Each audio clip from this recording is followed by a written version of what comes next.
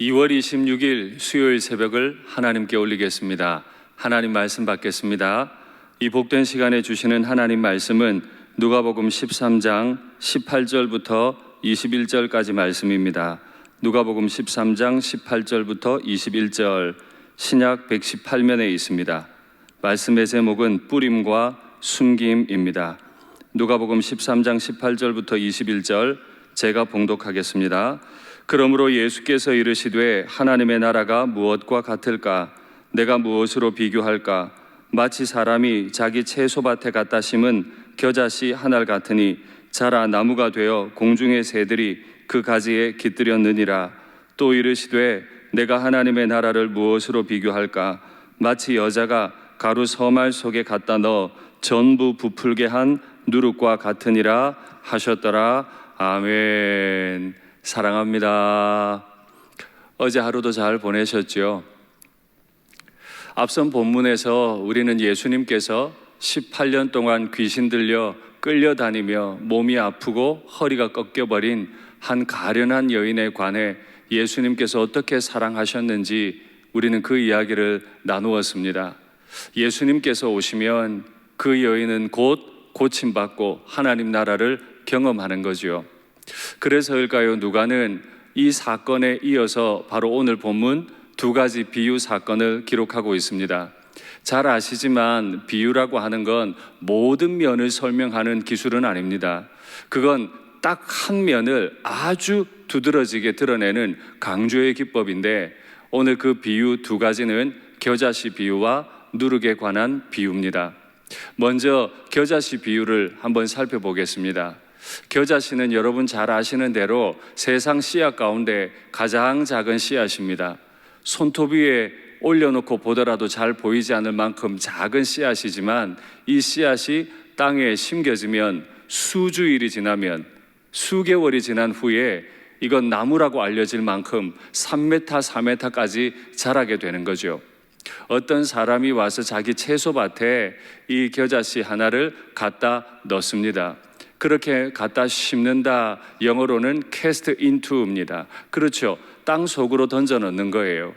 그 씨앗이 땅 속으로 들어가면 사람들 눈에는 보이지 않아요. 그러나 그 씨앗이 발화가 되고 뿌리가 깊이 내리면 나중에는 3m, 4m까지 자라는, 그래서 탐스러운 겨자가 열리게 되는 거죠.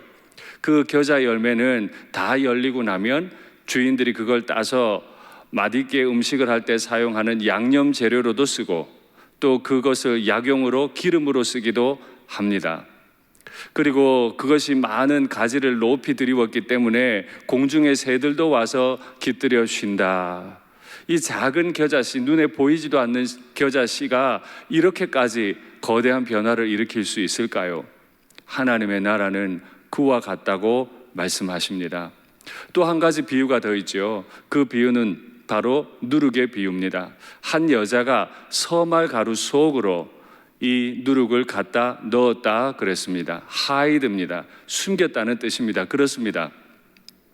겨자씨의 비유와 달리 이 누룩의 비유는 화학적인 변화를 일으킵니다. 그러니까 가루 속으로 누룩이 들어가면 전혀 보이지 않게 되죠.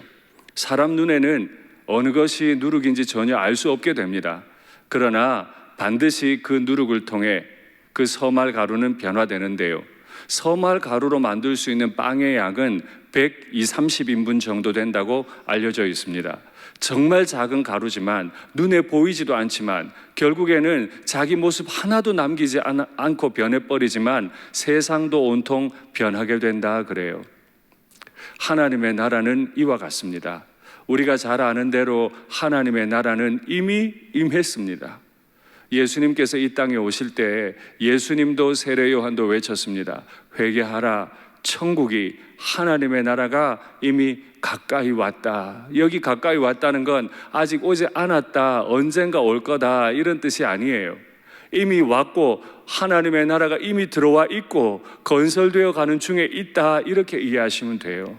이미 하나님의 나라가 들어왔으니 반드시 이 땅을 뒤집어 엎게 될 줄 믿습니다. 이 나라가 난립니다. 그러나 하나님의 나라가 임하면 겨자씨를 통해 큰 열매를 맺고 새들이 와서 쉴 수 있듯이 서말 가루가 부풀려져서 많은 사람의 양식이 되듯이 하나님의 나라가 임하면 일산교회가 하나님의 나라가 되고 나 자신의 마음 속에 하나님의 나라가 임하면 우리는 이런 아름다운 변화를 가져오는 사람들이 될 줄 믿습니다. 오늘 출근하시는 우리 귀한 성도님들, 가정에서 아이들 돌보시며 매우 분주하실 여러 성도님들, 한 가지 소망을 가지십시오. 우리 마음 속에는 하나님의 나라가 있습니다. 나를 통해 우리 식구들이, 나를 통해 우리 동료들이 쉼을 얻고 맛있는 삶을 살고 기름진 삶을 살게 되는 도구로 쓰임받게 될 줄 믿습니다. 지난 주일 예배를 앞두고 이른 아침에 MBC 방송국으로부터 연락이 왔습니다. 우리 일산교회가 이번 사태에 대해 초동 대처하는 것을 지속적으로 지켜봤는데 너무 모범적으로 잘했다는 거예요. 그래서 담임 목사인 저와 인터뷰를 하고 교회 내외부를 촬영해서 뉴스로 내보내겠다는 거예요. 그래서 저는 대답했습니다. 교회 내부 건물을 촬영하는 것은 허락하지만 일산교회가 드러나지 않아야 하고 일산교회 이름도 드러나지 않아야 합니다. 그리고 저는 인터뷰에 응하지 않습니다라고 했습니다. 저는 한국교회를 대표하는 목회자가 아닙니다. 이 지역에서도 그저 어리고 무명한 목사일 뿐입니다. 그저 저는 성도들을 사랑하는 마음에 대처했을 뿐이니 저를 세우지 마십시오라고 하고 한국교회 대형교회 하나, 그 목사님, 어른 목사님을 한 분 인터뷰하도록 소개해드렸는데 그분 교회가 그날 MBC 뉴스데스크에 나온 모습을 보았습니다. 그렇습니다. 우리가 남들보다 더 유명해지려고 할 필요 없고 그저 내게 주신 자리에서 때로는 겨자씨처럼 때로는 누룩처럼 보이지 않아도 반드시 능력을 가진 하나님의 나라로 한 분 한 분 오늘 생활하시면 좋겠습니다. 말씀을 맺겠습니다. 우리는 겨자씨예요. 우리는 서말 가루 속에 들어간 누룩과 같아요. 우리 속에 계신 하나님 나라의 주인을 믿으며 오늘도 행복하고 능력 있는 하루 되시기를 간절히 축복합니다. 아멘. 기도하겠습니다. 사랑의 하나님 아버지, 세상에 비하면 힘도 없고 세상을 변화시키기는커녕 세상에 동화되어 가는 듯한 느낌도 많이 받습니다. 그러나 하나님께서 우리를 부르신 그 부르심대로 쓰임받기 원합니다. 겨자씨가 되어 양념거리도 되고 기름도 내게 하옵소서. 공중의 새들까지 깃들에게 되기를 간절히 원합니다. 누르게 되어 나는 사라져도 엄청난 사람들에게 생명의 양식을 제공하는 도구가 되기 원합니다. 주님, 이렇게 힘들고 어려울 때 저희가 무엇을 해야 할지, 어떻게 해야 할지 가르쳐 주시옵소서.